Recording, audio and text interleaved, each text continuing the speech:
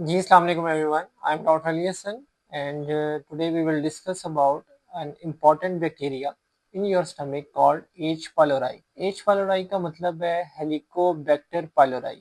ये एक ऐसा जरासीम होता है जो आपके मैदे के अंदर होता है और मैदे के अंदर एक एंजाइम प्रोड्यूस करते हैं जिसको यूरिएज एंजाइम कहते हैं। ये जो यूरिएज एंजाइम है ये आपके मैदे की एसिडिटी को, एसिड प्रोडक्शन को कम करता है। और ऑब्वियसली जब आपके मैदे में एसिड जो अल्लाह ने बनाया हुआ है खाने को डाइजेस्ट करने के लिए वो प्रॉपरली प्रोड्यूस नहीं होगा तो आपको ब्लॉटिंग, गैस ट्रबल, इनडाइजेशन के सिम्टम्स आते हैं। और अक्सर लोग मैदे की दवाइयाँ खाते रहते हैं। मैदे का क्रॉनिक मसला dyspepsia, acidity, acid peptic disease चल रहा होता है और जब वो अपना एच पाइलोराई हेलिकोबैक्टर का टेस्ट कराते हैं तो वो पॉजिटिव होता है और वो खाने पीने से तेजाबियत नहीं हो रही होती। वो मैदे में जरासीम है जो कि सारे सिम्टम्स प्रोड्यूस करता है, ब्लॉटिंग करता है, गैस ट्रबल करता है। ये बैक्टीरिया जो है इसकी अलामात जिस तरह मैंने आपको बताया कि ब्लॉटिंग, गैस, एसिडिटी, खाना हजम ना होना, पेट फूला फूला सा महसूस होना, स्टूल के मसले भी आ सकते हैं। ये फैलता कैसे है? ये आपको फीकल ओरल रूट, इसका मतलब है कि आप जो मुंह से खाना खाते हैं ये उसके जरिए आपके मैदे में जाता है।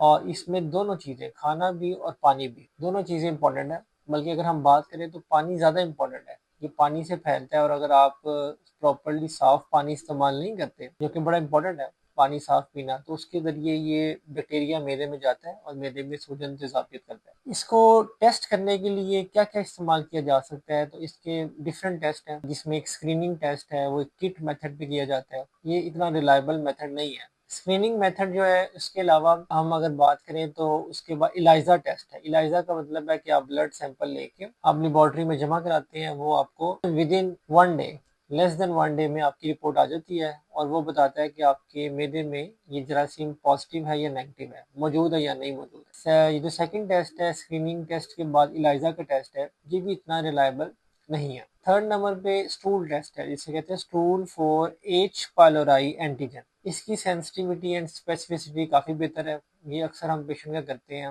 अगर हम अनश्योर हों कि पेशेंट को एच पाइलोराई है या नहीं है तो स्टूल टेस्ट के रिजल्ट्स काफ़ी ऑथेंटिक। और फोर्थ नंबर पे एक टेस्ट है यूरिया ब्रेथ टेस्ट। इसमें आपका सांस, एक मशीन होती है उसमें आप सांस ब्लो आउट करते हैं और उसमें आपका जो यूरिएज एंजाइम है जो कि बैक्टीरिया से स्क्रीट होता है और उसमें हम मेजर करते हैं कि ब्रेथ के अंदर इसकी मिकदार कितनी मौजूद है। तो ये एक सिंपल सा टेस्ट है, ये सारी लेबॉर्ट्रीज करती हैं पाकिस्तान में भी दुनिया में भी, और ये भी बड़ा अच्छा ऑथेंटिक टेस्ट है जो कि आपको एच पाइलोराई को गाइड करता है। और लास्ट नंबर पे एंडोस्कोपी। एंडोस्कोपी का मतलब है कैमरे का टेस्ट करते हैं। कैमरा अंदर मैदे में जाता है, वहां से सैंपलिंग लेते हैं, पानी लेते हैं और उसको टेस्ट करते हैं। उसमें बायोप्सी भी है और क्लो टेस्ट भी है। क्लो मीन CLO। ये दोनों टेस्ट किए जाते हैं एच पाइलोराई को आइडेंटिफाई करने के। इसमें से सबसे authentic taste obviously endoscopy biopsy है, लेकिन हम हर एक की एंडोस्कोपी बायोप्सी नहीं करते। तो जो सेकंड मोस्ट ऑथेंटिक टेस्ट है उसमें यूरिएस, यूरिया ब्रेथ टेस्ट और स्टूल टेस्ट है। तो इन दोनों में से आप कोई भी टेस्ट करवा सकते हैं, stool for H pylori antigen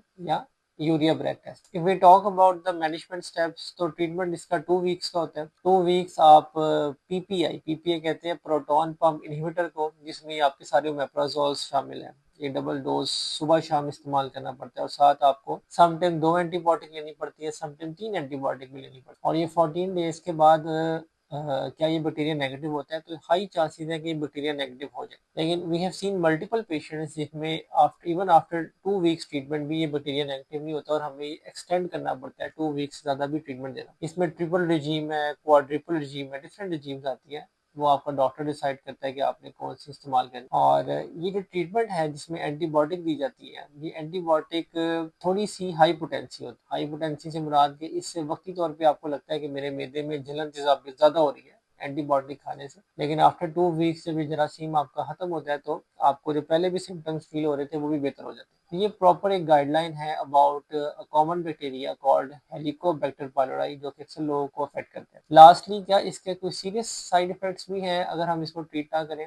yes, in few cases ये गैस्ट्रिक अल्सरेशन, अल्सर पैदा करता है मैदे के अंदर, और इवन कैंसर की, गैस्ट्रिक एडिनोकार्सिनोमा कैंसर की वजह भी बन सकता है। वेरी रेयर चांसेस, लेकिन स्टिल इसके चांस होते हैं। तो अगर आपका एच पाइलोराई का टेस्ट पॉजिटिव आता है, स्पेशली ब्लड की मैं बात नहीं कर रहा, ये स्टूल की टेस्ट है, यूरिया ब्रेथ टेस्ट है या एंडोस्कोपी, ये रिलायबल टेस्ट है, ब्लड में इसकी नेगेटिव रिजल्ट्स भी बहुत ज़्यादा आते हैं। तो आप अपने डॉक्टर से रिव्यू करके, किसी भी मेडिकल स्पेशलिस्ट से रिव्यू करके उसका ट्रीटमेंट करें। और 2 वीक्स का ट्रीटमेंट है, और 2 वीक्स के बाद इंपॉर्टेंट पॉइंट, यानी जिस तरह मैं आपको बता रहा था, ये आपने जब 2 वीक्स का ट्रीटमेंट किया और 2 वीक्स के ट्रीटमेंट के बाद फौरी तौर पे आपने इसका टेस्ट नहीं करवाना जस्ट टू सी कि ये नेगेटिव हो या नहीं। Sometimes it will take 2 weeks, 2 to 6 weeks, 2 से 6 हफ्ते लगते हैं ट्रीटमेंट खत्म होने के बाद इसको बॉडी से निकलने में। तो जनरली रिकमेंडेड यही है कि हम पेशेंट को ट्रीटमेंट के बाद 4 वीक्स के बाद, 1 मंथ के बाद इसका टेस्ट रिपीट करवाते हैं। वी हैव टू सी कि ये जरासीम नेगेटिव हो या नहीं हो, और अगर तो नेगेटिव हो गया तो फिर हम दोबारा ट्रीट नहीं करते। अगर नहीं नेगेटिव हुआ तो फिर हमें